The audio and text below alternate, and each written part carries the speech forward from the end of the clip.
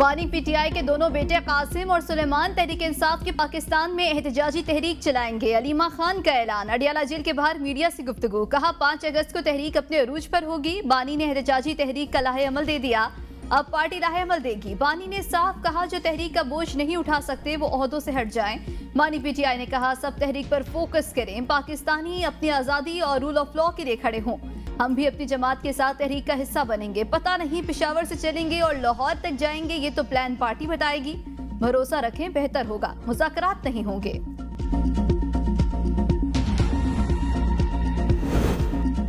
अलीमा खान बताएं क्या जेल में जलसे का इंतजाम किया जाए। वज़ीर इत्तलात पंजाब असम बुखारी कहती हैं बानी पीटीआई का टब्बर अलग, बुशरा बीबी का अलग, मुलाकातें करता है। पंजाब में कानून अब सब के लिए बराबर, कोई मुकद्दस कायद नहीं। वज़ीर आला के बेटे का चलान कानून की हुक्मरानी का सबूत है। माजी में खातून अव्वल के बेटे का चलान करने पर वार्डन और CPO हटाए गए।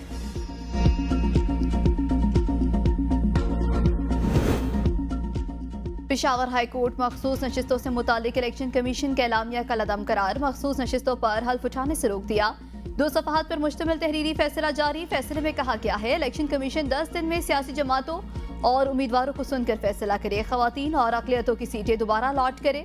अदालत ने मखसूस नशिस्तों पर नून लीग की दरख्वास्त पर फैसला दिया। जस्टिस अरशद अली ने इलेक्शन के नुमाइंदे से इस्तफसार किया कि हमें यह समझा दें कि 8 फरवरी का इलेक्शन मुकम्मल नहीं होता, आप किस तरह तकसीम करते हैं। आप तो सीटें मार्च 2024 में दे रहे हैं। इलेक्शन कमीशन ने 22 फरवरी को 5 सीटें एक्यूलेट की थीं। नुमाइंदा इलेक्शन कमीशन ने बताया कि 22 फरवरी 2024 को सीटों के एलोकेशन की तारीख थी। जिन जमातों की पोजीशन थी उनको उसके मुताबिक सीटें दी गईं। हुकूमत की दोहरी चाल। पहले शुगर मिलों ने पैसा कमाया, अब अवाम के पैसों से अरबों डॉलर से चीनी दरामद करने का फैसला कर लिया। दरामद बरामद के चक्कर में चीनी की कीमतें आवाम की पहुंच से दूर होने लगी। हुकूमत का मौक़िफ़ है चीनी की कीमतें कंट्रोल करने में रखने के लिए वफाकी काबीना ने 5 लाख टन चीनी दरामद करने का फैसला किया है। वज़ारत ग़िज़ाई तहफ़्फ़ुज़ के मुताबिक चीनी की दरामद हुकूमती शोबे के जरिए की जाएगी। चीनी की दरामद के लिए तमाम इंतज़ामात मुकम्मल, फौरी अमल दरामद शुरू किया जाएगा। दिसंबर 2024 में चीनी की कीमत 130 रुपये थी, जो जून 2025 में अब 180 रुपये तक पहुँच गई है।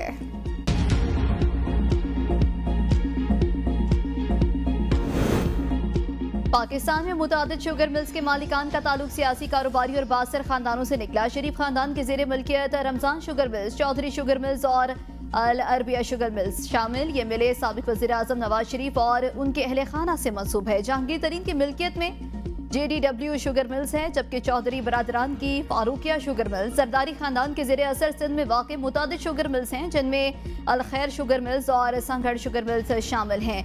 बागरी शुगर मिल्स सिंध का एक बड़ा कारोबारी इदारा है जो बागरी खानदान के ज़ेरे मिल्कियत है। मुल्क के दीगर हिस्सों में भी कई शुगर मिल्स हैं जिनकी मिल्कियत मकामी सियासतदानों, अरकान असम्बली और कारोबारी शख्सियात के पास हैं। शुगर इंडस्ट्री मालिकान हुकूमती पॉलिसियों पर असरअंदाज होते हैं। शुगर इंडस्ट्री के अफराद का पॉलिसी में कोई किरदार नहीं।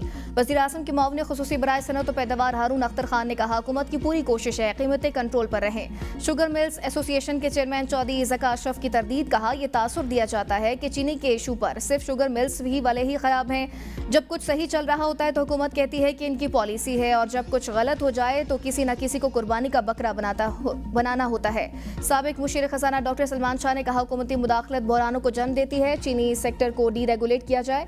मार्केट फोर्सेस चीनी की कीमत और इसकी तलब और रसद का तयन करें। शुगर मिल्स मालिकान का हुकूमती पॉलिसियों पर असर नफूस है। पॉलिसियां आवाम की नज़र से नहीं बल्कि शुगर मिल्स मालिकान के नुक्ता नज़र से बनाई जाती हैं।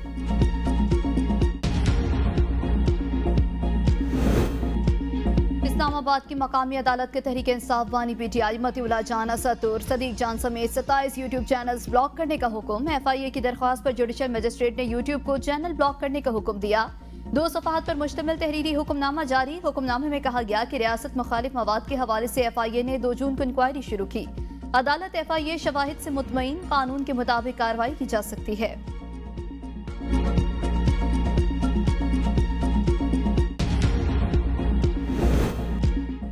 कहीं तो कोई लाइन खींची जानी चाहिए। मैं सियासी वर्कर हूं लेकिन लामहदूद तो नहीं बोल सकता। वज़ीर दिफा ख्वाजा आसिफ का यूट्यूब चैनल्स की बंदिश पर रद्द-ए-अमल। कहा आज़ादी इज़हार राय की कोई ना कोई हद तो होती है। बतौर सहाफ़ी आप लाइन क्रॉस करें तो आपको भी कीमत अदा करनी होगी।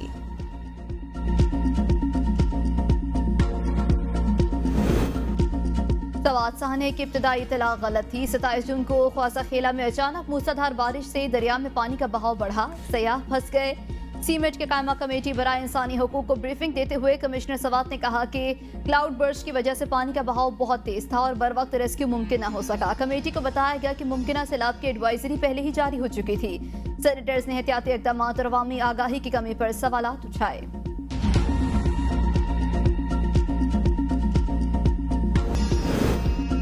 कौमी असम्बली के कायमा कमेटी तवानाई में महंगी बिजली और ज्यादा बिलों की गूंज। वजीर तवानाई अवैस लागारी की अनोखी मंतक, कहा बिजली की कीमत ज्यादा होने की वजह कम इस्तेमाल है, जब इस्तेमाल बढ़ेगा तो निर्ख भी कम होंगे।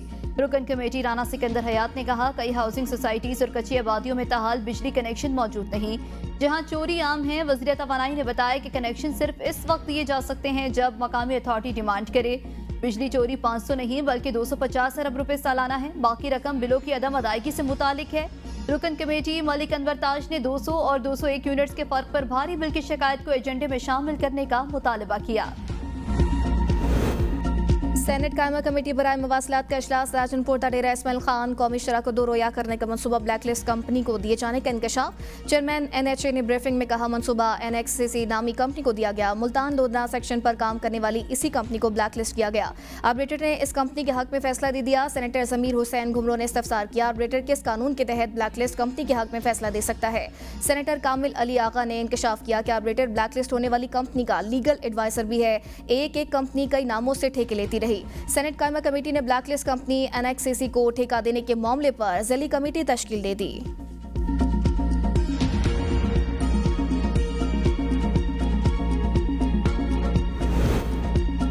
5 जनवरी से 3 साल के लिए नए मेडिकल कॉलेजेस की रजिस्ट्रेशन पर पाबंदी लगा दी गई। सदर Pakistan medical and dental council का सेनेट कायमा कमेटी सेहत के इजलास में इंकशाफ। कहा नेशनल लाइसेंस इम्तिहान को एक बार फिर PMNDC का हिस्सा बनाने जा रहे हैं।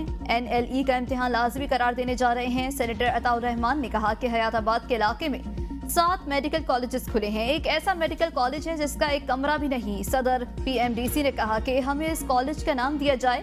वफाकी वजीर सेहत ने कहा कि जब बच्चों को दाखिला नहीं मिलता, बच्चे सरमाया बैरून मुल्क लेकर जाते हैं। $40 करोड़ सेंट्रल एशिया के मेडिकल कॉलेजेस में जा रहा है। इन मुल्कों में 2 कमरों पर मुश्तमिल कॉलेज बने हुए हैं। किर्गिस्तान वाला वाकया इसीलिए पेश आया। जबकि इरफान सदीकी ने कहा कि मेरी पोती एक कॉलेज में पढ़ती है जिसका मुझे खुद पता नहीं। गुज़श्ता कुछ सालों से मेडिकल कॉलेजेस की मशरूम ग्रोथ हुई है। सेनेट की इंसानी हकूक कमेटी का इजलास। मकतूला सना यूसुफ के वालिदैन की भी शिरकत। इस्लामाबाद पुलिस की कारकर्दगी को जबरदस्त करार दिया। वालिदा ने सेनेटर इरफान सदीकी के सवाल पर कहा कि वो पुलिस की कार्रवाई से मुकम्मल तौर पर मुतमईन है। सेनेटर फलक नाज ने कहा सना यूसुफ का कत्ल नाकाबिले तलाफी सानिया है। SSP इन्वेस्टिगेशन उस्मान तारिक ने कमेटी को बताया ईद के बायस महदूद वक्त में शनाख्त पेड करना बड़ा चैलेंज था। सना यूसुफ के वालिदैन का हौसला है कि इस सदमे के दौरान उन्होंने मुकम्मल ताउन किया। ये केस पाकिस्तान की 12 करोड़ बच्चियों का मुकदमा है।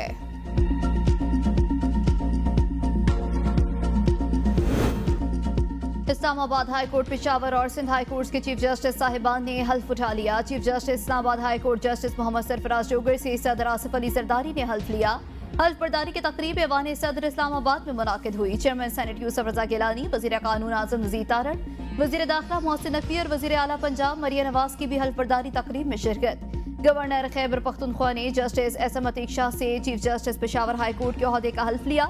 तकरीब हल्फ बर्दारी में वज़ीर आला खैबर पख्तूनख्वा सरदार अली अमीन खान गड्डापुर भी शरीक थे। Chief justice Sindh high court justice Mohammad Junaid Ghaffar से गवर्नर सिंध कामरान टिसोरी ने हल्फ लिया।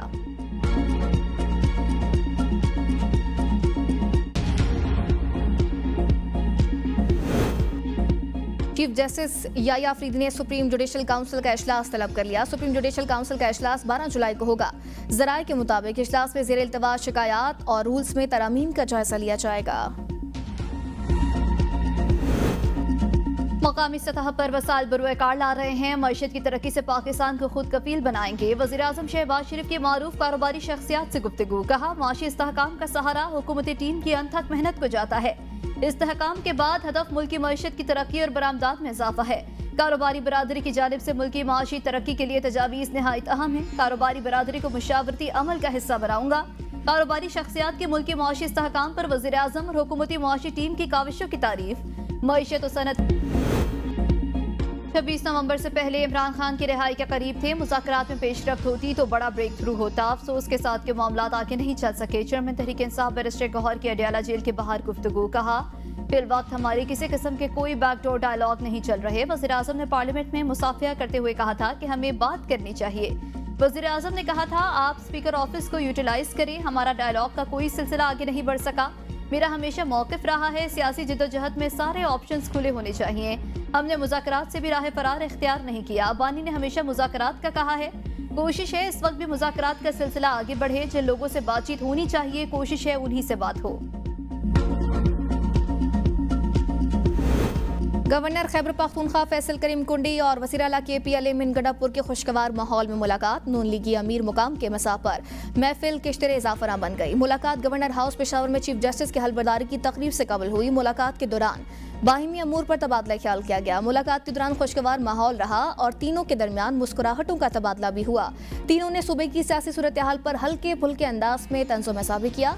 एक दूसरे के खिलाफ बयान देने वाले वज़ीर आला और गवर्नर ने एक दूसरे की खैरियत भी मालूम की। अमीर मुकाम ने दोनों के खुशगवार मूड पर माशाल्लाह बोला। तीनों हंस पड़े। अमीर मुकाम का कहना था, आप दोनों को अच्छे मूड में देखकर खुशी हो रही है। इस पर गवर्नर ने जवाब दिया कि वज़ीर आला मेरे मेहमान हैं।